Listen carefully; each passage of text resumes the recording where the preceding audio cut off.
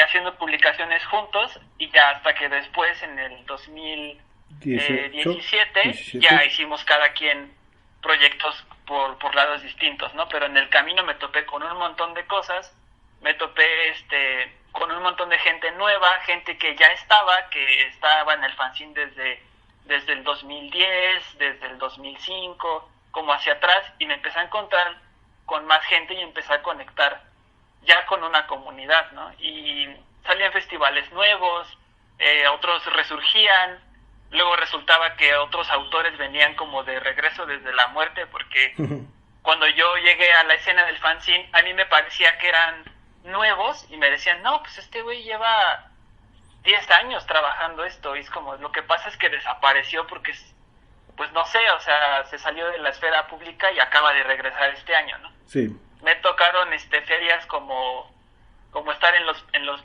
me parece que los primeros matasanos, me tocó también estar en las ferias, los convivios editoriales de Alumnos 47, en algunas ferias de los otros libros en Radio UNAM, que esas ya tiene bastantes ediciones y ya estaban muy entrados. Y pues todas estas puertas se abrieron y conocí un montón de gente, vi festivales que empezaron y que llegaron a 2, 3 ediciones y no se volvieron a hacer, Sí. autores ahí que están, en fin, o sea, son ahí bastantes cosas, es como ya 7 años de estar ahí, te ves bastantes cosas.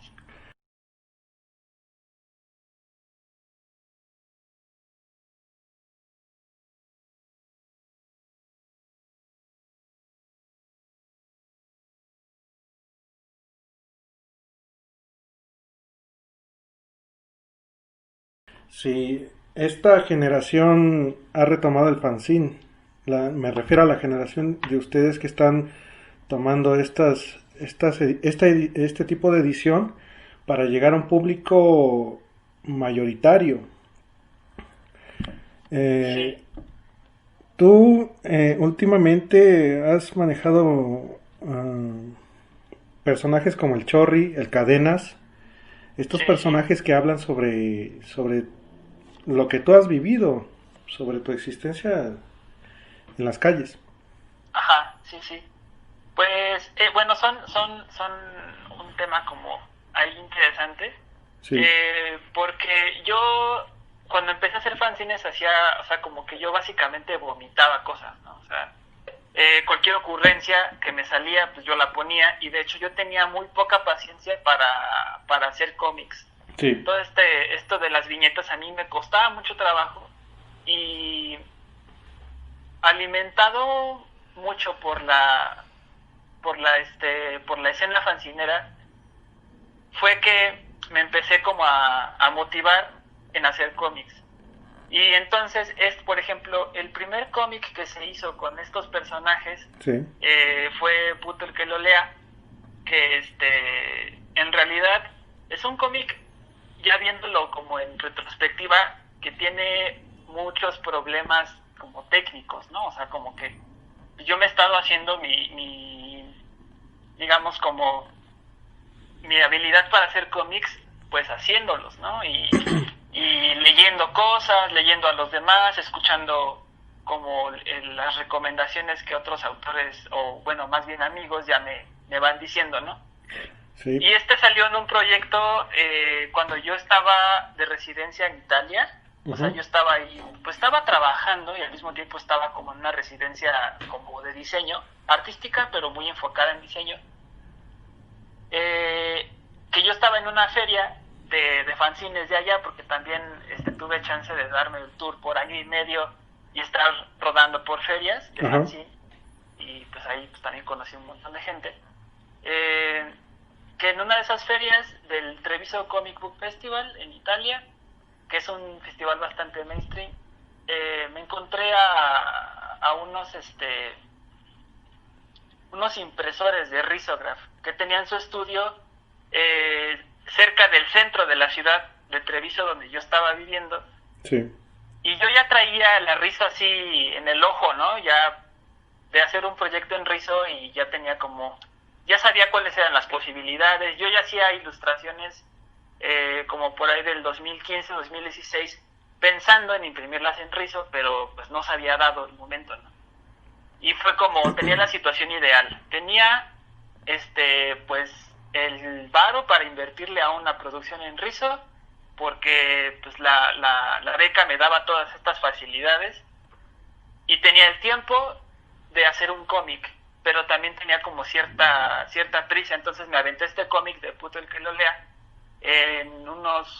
como en un mes más o menos, sí, de estar dibujando diario y dibujar como fuera de la residencia, dentro de la residencia. Hasta estuve dibujando así brutalmente para poder sacar la publicación a tiempo para una feria, una venta navideña que organizaba el centro donde yo estaba, que estaba así a la vuelta de la esquina, ¿no?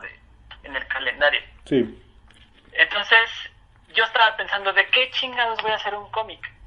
Y me acordé que en realidad todas estas historias es donde empieza el chorri, que me acordé de todas las historias que mi hermano, el menor, me decía que valían mucho la pena, y yo me acordé de todas como sus aventuras. O sea, más que ser mis historias, son las historias de mi hermano, pero reflejadas a través de mi dibujo y de los cómics.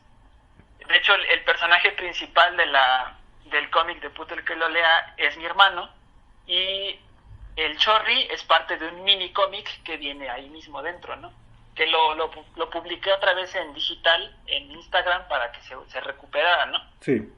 Pero pues toda esta historia habla como de juntarse con los hinchas del América, salir a toquines de punk en el Alicia, meterse en problemas con vecinos, que de hecho esto desencadena en una historia real, que es cuando un vecino pues estaba bien pedo y puso sus rolas, y mi papá salió a decirle que le bajara el volumen, y le dijo, pues venga y baje usted el volumen, y pues las cosas se calentaron, así se iban a romper la madre. Entonces mi papá, cuando le dio la espalda, lo empezaron a corretear con botellas rotas y se armó un desmadre así. De verdad que, o sea, te lo cuento como muy, muy tranquilo, porque fue hace muchos años y ya lo digerí en el cómic, pero en realidad así fue un momento en el que yo de verdad sentí que estábamos a punto de morir. O sea, mi familia estábamos a punto de valer verga, Sí. porque pues este güey, yo creo que estaba cruzado con coca o no sé qué madres, que se quiso meter a la casa, etcétera. O sea, fue un momento de vulnerabilidad así muy, muy cabrón, pero años después lo logré bajar en un cómic que al final termina siendo un cómic como con demasiados saltos argumentales, pero en realidad yo empecé a reflexionar que la realidad a veces así es. O sea, a veces la realidad son conversaciones, no sé, estás hablando de una cosa y terminas hablando de otra, o empiezas hablando de una cosa y terminas en una cosa súper rara que no esperabas que fueras a hablar. Y de alguna forma ese cómic es parecido a estar conversando conmigo, como si yo te contara la historia casi que paso a paso, ¿no? Sí. Digamos que si yo la contara como de verdad hablo, el cómic tendría muchísimo más páginas, porque le doy muchas vueltas a las cosas. Pero pues de ahí tomo al chorri, de ahí tomo como las historias de mi familia, de mi colonia, de la unidad habitacional donde yo vivía. Y creo que ese cómic me ayudó mucho a entender cuáles eran mis intereses en hacer más cómics, porque antes tenía intereses más como en cuestiones como de sexualidad, o incluso como de hablar de otros problemas, ¿no? O incluso hasta pensar en historias que tenían que ver con punk o con feminismo, etcétera, ¿no? Sí. Pero me di cuenta que de lo que yo realmente quería y podía hablar con toda la honestidad intelectual de haberlo vivido, era sobre estas cosas, ¿no? Que al final yo no dejé de ser como muy espectador, porque todo esto pasaba frente a mis ojos. Yo muchas cosas no las experimenté, que me cuesta mucho trabajo hablar de mis propias historias de una forma. Es raro, pero me cuesta trabajo así, sino que a veces platico con mi hermano, Sí. por mensaje o por llamada, y me saca todas las historias, me las cuenta, y yo lo que recuerdo lo resumo como para hacer un cómic, y luego le vuelvo a preguntar cosas y vamos reforzando. Y es así que también salió El Cadenas, que todavía no termino esa novela a este momento. Estoy como a unas cuantas páginas. Sí. Pero este es un vecino que nunca lo habíamos visto hasta que de la nada, bueno, es un decir, apareció y se la pasaba en el parque sentado con bebiendo estas chelas de barrilito. Sí. Y así, entonces empezó a juntar con los amigos de mi hermano y con mi hermano, ¿no? Que son así como, se juntaban así a chelear en la banqueta y y así a fumar mota, y luego empezaba a entrarle o sea, pues güeyes así, los mismos güeyes del otro cómic, ahí están. Y como que se nos hacía que el Don tenía cara como de entrenador de box, porque trae un sombrerito así, ¿no? Sí. Y pues ya así, ¿no? Como que lo dejamos así en el mito y luego el señor empezó a platicar con los chavos porque pues, le gustaba ir y chelear con ellos porque eran los únicos que cheleaban en la calle. Y ya me fui enterando que le decían el Cadenas, y de hecho el Cadenas se trata de por qué le dicen el Cadenas. Y pues así como su historia tal vez, o sea, yo lo quería hacer como un cómic de unas 16 páginas, así como, sí, así en chinga me lo aviento. Sí. Y se empezó a extender porque me di cuenta que no lograba abarcar toda su vida. Y de alguna manera, ese señor, pues, o sea, yo no tengo una conexión con él, sino que más bien a mí lo que me llama la atención es la conexión que él tiene con la gente de mi generación, digamos, todo lo que es más o menos la gente de mi edad entre los 26 y los 35 años, más o menos. Uh-huh. Me inquietaba tanto esa relación que tenía con ellos, como alguien ya de unos casi 80 años podía hablar tan cándidamente con pues chavos de veintitantos y más jóvenes, ¿no? Porque los conoce desde antes. Y al final él es un reflejo de cómo vivimos en Iztapalapa, que es de donde originalmente soy. Sí. Que pues he estado en muchos lados, pero de ahí soy. Refleja mucho cómo es vivir en Iztapalapa. Y el señor pues estuvo en Lecumberri, conoció delincuentes, conoció gente que trabajaba. Él mismo le tocó experimentar una vida, pues no sé, por ahí de los 70, como distinta, ¿no? Y pues, o sea, mucho de mi trabajo de cómic trata de rescatar ese tipo de cosas. Trata de rescatar pues una cultura como más popular, una cultura que yo la tengo un poco más presente Sí. en mi vida. O sea, he intentado hablar de otras cosas. Hemos estado trabajando en cómics que hablan de otras cosas, que a veces son chistes, o chistes muy ñoños sobre ciencia ficción, o cosas así. Pero al final, donde yo me siento que tengo más de qué hablar, es cuando estoy hablando de las cosas que viví, ¿no? Incluso hasta de graffiti, que por ahí sacamos un cómic sobre un grafitero, como pues haciendo mucha burla de lo que es el graffiti y los grafiteros, pero al final es algo que yo entiendo, ¿no? Que lo hago también porque en algún momento lo viví, también llegué a hacer un poco de graffiti y estoy como siempre cerca de eso. Uh-huh. ¿Tienes otro cómic que se llama Modern Heroes, Chicas Modernas? Ah, sí, sí. Que nada que ver con el Chor y el Cadenas. Exacto, sí, es lo que te decía. O sea, ese cómic lo hice en el 2017 y tiene un contexto completamente distinto, ¿no? Tanto el por qué lo hice como el contexto del que habla. Sí. Porque yo siempre pues he hablado como tal vez de mí mismo o de algo que yo vivo en México, en concreto en Iztapalapa, ¿no? O en el centro, etc. Pero para este caso fue un proyecto muy raro porque cuando yo estaba en esta residencia de Italia que se llama Fábrica, uh-huh, todavía existe, llega gente de todo el mundo, entonces cada quien realiza mitad proyectos personales y mitad proyectos para el centro, para Fábrica, que pueden ser proyectos como muy de agencia de diseño, o pueden ser proyectos muy artísticos, pero al final hay un equilibrio, ¿no? Entre tu trabajo y el trabajo que haces para ellos, que sí, tiene que ver con la Benetton, pero bueno.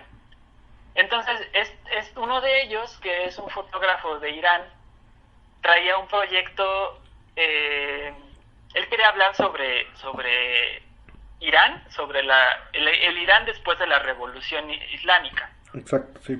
Que es una situación súper compleja, porque básicamente tenían intervención gringa en los 70s, y de repente empezó a haber una revolución religiosa, bueno, más bien como encabezada por figuras religiosas, que expulsó completamente a Estados Unidos y el capitalismo, pero lo que traían ellos para reemplazar ese sistema era un sistema teocrático. Entonces se desató un desvergue total, porque empezó una teocracia en la que sobre todo las mujeres se vieron afectadas, porque no pueden mostrar ni su cabello, usar maquillaje es como decir, es como que es considerado básicamente del diablo, sí, porque provoca a los hombres. O sea, todo es una tontería, porque todo así no pueden mostrar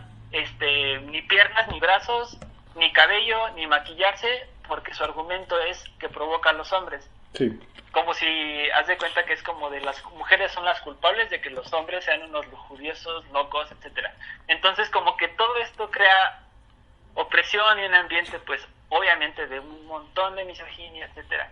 No pueden conducir automóviles, pero al mismo tiempo, o sea, eso fue como lo que yo, digamos, entendí de todo lo que estaba pasando.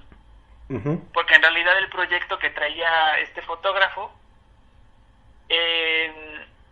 pues básicamente él decía: odio la revolución islámica porque no puedo tener discos de Kendrick Lamar, no puedo tener botas Martins y no puedo tener revistas importadas, porque las revistas importadas, o sea, Times, Playboy, bueno, que no tiene caso tanto que lleven Playboy a Irán, todo lo que tenga que ver, o sea, revistas internacionales que llegan a Irán, llegan a la aduana, las abren y con plumón, así tal cual, fábricas enteras, así líneas de producción enteras de gente con plumones en mano, cubre brazos, cabello, o sea, haz de cuenta que les ponen hijabs les ponen los velos con plumón. Las intervienen un chingo todas las revistas internacionales que llegan.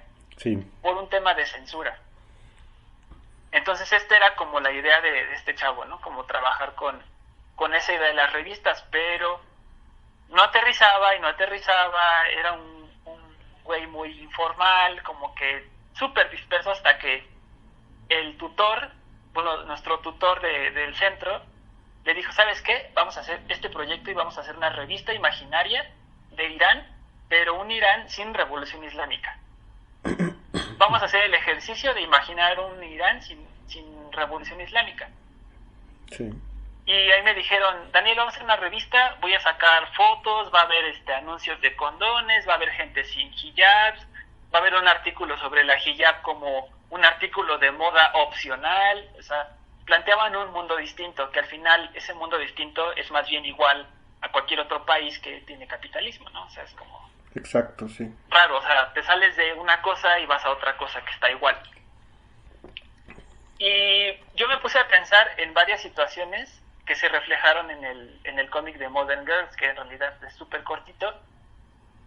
Hay varias cosas. Las mujeres no pueden salir solas a la calle vestidas con faldas, vestidos, maquilladas. No pueden hacer todo eso. Entonces, básicamente, lo que hice fue poner una situación cualquiera que pudo haber pasado incluso aquí en México. No sé, un toquín de Melvins o un toquín de Sonic Youth o Kid Gordon, así como tal, que en este caso es un toquín de Free Kitten, de lo que habla, sí, que es una banda feminista, ¿no? Entonces, en Teherán jamás vas a tener eso. Nunca vas a ver mujeres manejando, no vas a ver mujeres vistiéndose normal, no vas a ver mujeres bebiendo alcohol, no vas a ver mujeres en conciertos de bandas extranjeras.